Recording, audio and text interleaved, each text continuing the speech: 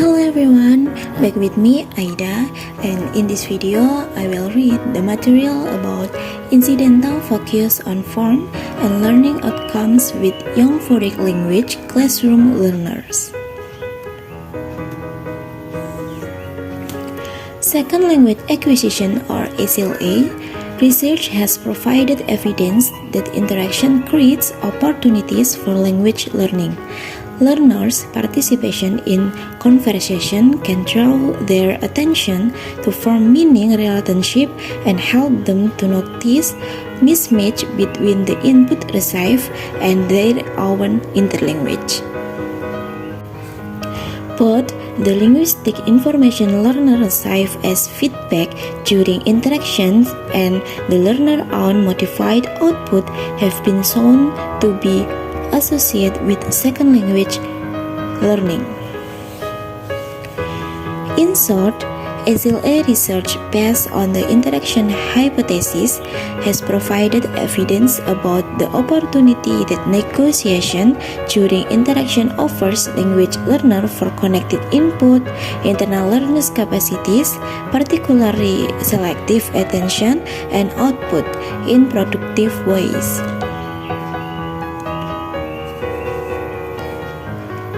SLA research has also shown that communicative activities with an exclusive focus on meaning are not adequate for language learning, and there is also a need for a focus on form. Defines focus on form as interactional move directed at raising learner awareness of forms by briefly drawing student attention to linguistic elements, word collocations, grammatical structure, pragmatic patterns, and so on. In context, as they arise incidentally in lesson whose overriding focus is on meaning or communication. Research on focus on form interaction has been undertaken to conceptualize and describe the procedures for teaching form in the context of a communicative activity. Distinguish between planned versus incidental focus on form. Planned focus on form involves the use of communicative tasks designed to elicit form which have been pre-selected by teacher. In incidental focus on form, tasks are designed to elicit and use language without any specific attention to form, although the role of participants in performing the task will determine the accomplishing of a reactive or preemptive focus on form, as will be seen in the current study. Descriptive studies on focus on form interaction also show that reactive focus on form can be realized as explicit or implicit feedback. On the one hand, explicit feedback provides metalinguistic information, indicating directly that an error has been committed or elicits the correct form. On the other hand, implicit feedback may be provided by means of recasts, which have been shown to be the most frequent type of feedback in different classroom settings. Additionally, descriptive studies on preemptive focus on can illustrate that the teacher or a student may choose to make a specific form the topic of the discourse, even though no error has been committed. In this case, an explicit focus on form is achieved either by students' question about linguistic forms or by teacher display question and information about the linguistic code. The question in many investigations of attention to form has been the extent to which corrective feedback should be implicit or whether it should involve overt interventions or even explicit metalinguistic instruction. Another important issue is whether these types of corrective feedback are present in different and whether or not they vary according to the age of the learner.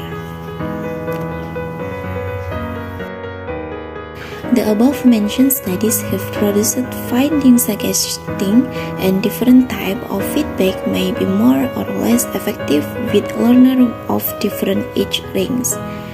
In the studies reviewed so far, the interactional context and the feedback learning relationship have been noted as areas in need of further inquiry with young learners. The participants in the current study are 15 until 15 years old adolescents, an age range that falls into its own category, being neither classic child SLA nor classic adult SLA.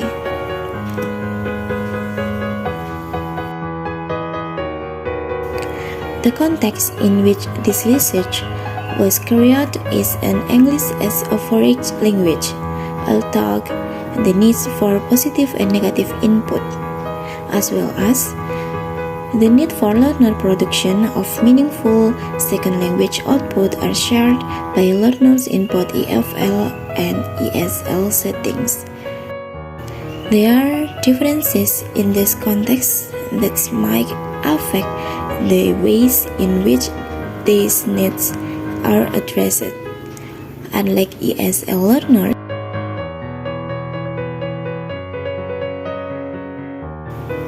adolescent learners, both early and late, are distinct from middle childhood and adult learners, 18 years of age and beyond.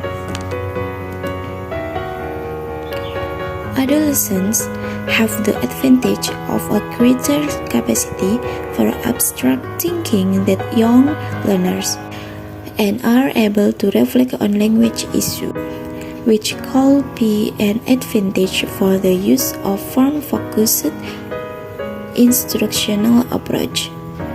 For example, one typical and interesting characteristic of EFL learners often lack access to native speakers models for their linguistic information and to actual samples from everyday social interaction.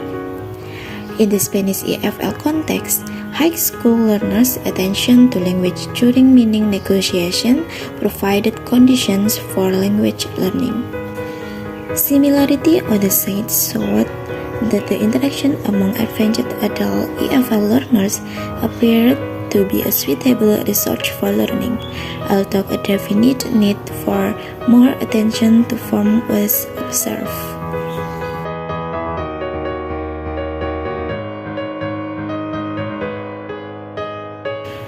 Adolescence is their reliance on peers, which might be of importance when considering classroom interactional patterns. A more detailed account of the linguistic behavior and adolescence in relation to corrective feedback is critical in order to provide the field with a more complete picture of SLA in all age range.